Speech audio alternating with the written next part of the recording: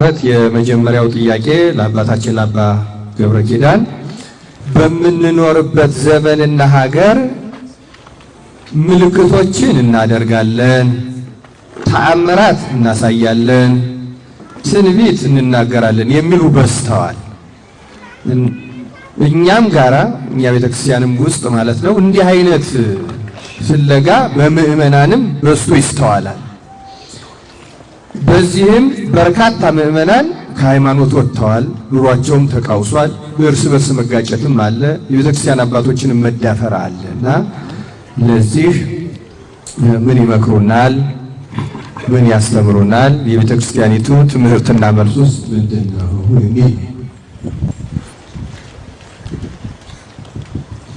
በስመ አብ ወወልድ ወመንፈስ ቅዱስ አሐዱ አምላክ። እንዴት ዋላችሁ? እግዚአብሔር የተመሰገነ ይሁን። ስለ ተአምር ስንናገር ተአምር መጀመሪያ እንደው የቃሉ ትርጉም ግዕዝ ነው፣ ምልክት ማለት ነው። ሶስት ነገሮችን ልናገር ስለዚህ ጉዳይ። ተአምር ፍጥረት ራሱ ተአምር ነው። የሰው ልጅ እግዚአብሔርን ለማመን ፍጥረትን ማየት በቂው ነው።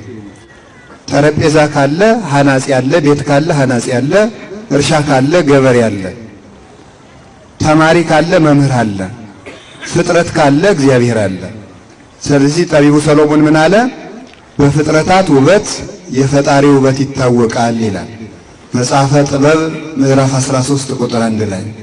እያንዳንዱ ፍጥረት ስለ እግዚአብሔር ይመሰክራል። የሰው ልጅ ለማመን ተአምር መፈለግ የለበትም። ሌላው ቀርቶ አንዲት ጠጠር ወደ ውሃ በወረውር ትጠልቃለች። ነገር ግን ይሄ ሁሉ ምድር ይሄ ሁሉ ፍጥረት ከነጓዙ በውሃ ላይ ተንጠልጥሎ የተቀመጠ ነው። እግዚአብሔር ለመኖሩ ይህ ምስክር ነው። ሳይንሱም 3/4 የመሬት ክፍል ውሃ ነው ይላል። መንፈሳዊውም ደግሞ ዘአጽንዐ ለምድር በማይ ምድርን በውሃ ላይ ያጸና ይላል። ምድር በውሃ ላይ ጸንቶ መኖር እንዴት ሊሆን ይችላል? አንዲት ጠጠር መስጠም ከቻለች ይሄ ሁሉ እንዴት ሊጸና ቻለ? ስለዚህ ፍጥረት ሌላ ቦታ ሳንሄድ የሰው ልጅ ፍጥረቱ ራሱ እግዚአብሔር ለመኖሩ ምስክር ነው። ሌላውን ነገር እንኳን ብትተውት ከጽንስ ጀምሮ ብታዩት እያንዳንዱ ነገር ብታዩት እግዚአብሔር እንዳለ ይመሰክራል። ስለዚህ ተአምር ለሃይማኖት ለሚያምን ሰው አስፈላጊ አይደለም። በዚህ መመሪያነት የሚሄድ ሰው ይወድቃል።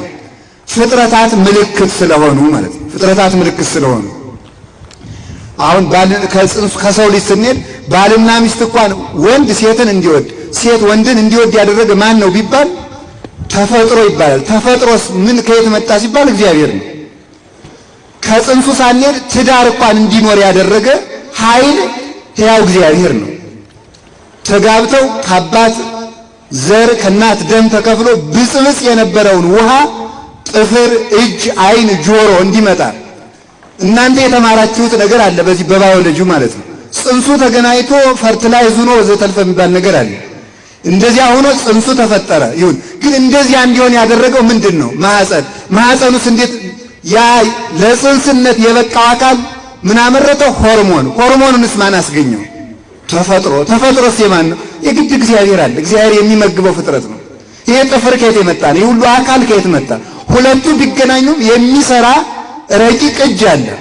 እንከርሰነ አንተ አምላኬ ያለ ዳዊት ለዚህ ነው ከእናቴ ማህፀን ጀምሮ አቤቱ አንተ አምላኬ ነህ ብሎ የተነገረው። የሰው ልጅ በጠባብ ቤት ውስጥ ብንዘጋው ጭንቅ ይለዋል፣ እስትንፋስ ያጥረዋል። ጽንስ ግን በጠባብ ማህፀን ውስጥ ተመችቶት ይኖራል። ያ ሕያው የእግዚአብሔር ሥራ ነው። ሕፃን ልጅ ከተወለደ በኋላ በርበሬውን፣ ጠላውን፣ አራቂውን እንደተወለደ በአፉ ብንግተው ትን ይለዋል። ወደሱ እንዳይሄድ የሚገባውን ብቻ እንዲመገብ የሚያደርግ ሕያው እግዚአብሔር ስላለ ነው።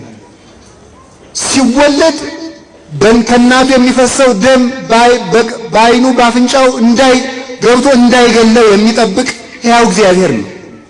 ከተወለደ በኋላ ልጁ እንኳን ጡት ሲሰጠው ምንድነው የሚያደርገው? ጡት እናቱ ታጎርሰዋለች። መመጥመጥ እንዳለበት ግን በቋንቋ እንዳንነግረው ቋንቋ አይለይም። ያንን የሚያደርግ ሕያው እግዚአብሔር ነው። የሰው ልጅ ተመልከቱ። እንኳንስ የሰው ልጅ እጽዋትን ዘርታችሁ ጤፍ ዘርታችሁ ቁጭ ይሄ ጤፍ በቅሎ ሲያድግ ትክ ብዬ ማየት አለብኝ ብትሉ አይናችሁ ይፈርጣል እንጂ ሲያድግ አይታያችሁም። አድጎ ብቻ ነው የምታገኙት። ልጆቻችሁ አሁን ሲያድጉ አንገታቸው መዘዝ ሲል አይታችሁ ታውቃላችሁ? ሲያድጉ አታዩም፣ አድገው ግን ታገኛላችሁ። የማናየው በስራው የሚታይ ቅዱስ እግዚአብሔር አለ ማለት ነው። ፍጥረታትን ማየት እግዚአብሔር ለመኖር ምስክር ነው።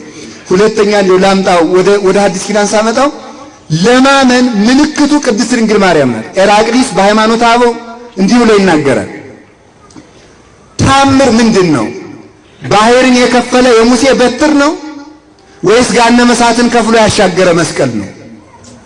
መና ያወረደ ደመና ነው ወይስ ደግሞ ህብስተ ሕይወት ክርስቶስን በድንግልና የወለደች ድንግል ማርያም ናት? ማን ይበልጣል? አንተ አይሁዳዊ እስኪ ንገረኝ። ተገሰጽ እምፍንቱ ታምር ወስግድ ለዘ ተሰቅለ። የድንግል ማርያምን ምልክትነት ተመልከትና ይልቅስ ለተሰቀለው አምላክ ስገድ ይላል።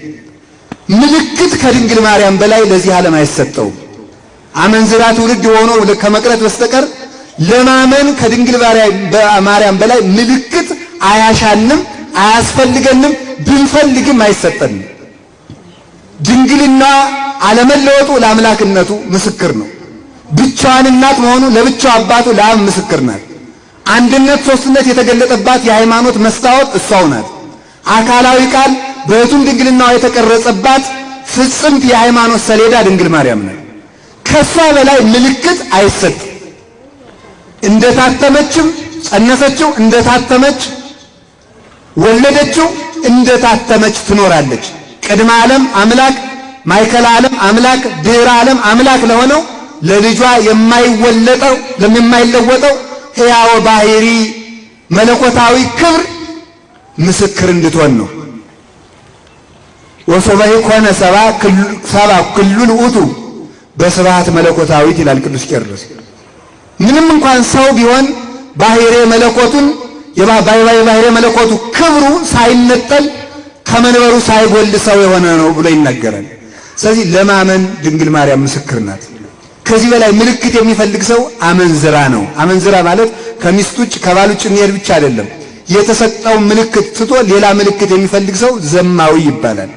ስለዚህ መስቀል ምልክት ነው። መቃብር፣ የክርስቶስ መቃብር ምልክት ነው። እነዚህ ሁሉ ምልክቶች ናቸው። ከዚህ ውጭ ግን ምልክት ቢፈልግ ሰው አመንዝራ ይባላል። ከዚህ በተረፈ ተአምር የሚደረገው ሃይማኖት ለሌለው ሰው ነው።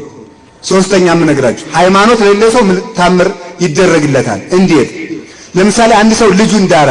ቀለል ለማድረግ ልጁን ሲድር ባለቤቱን ለውድ ባለቤቴ ለወይዘሮ ገሊት ልጄን ስለምድረው መተሽ ዛሬ እንድትጫወች ብሎ ደብዳቤ ይጽፍላታል?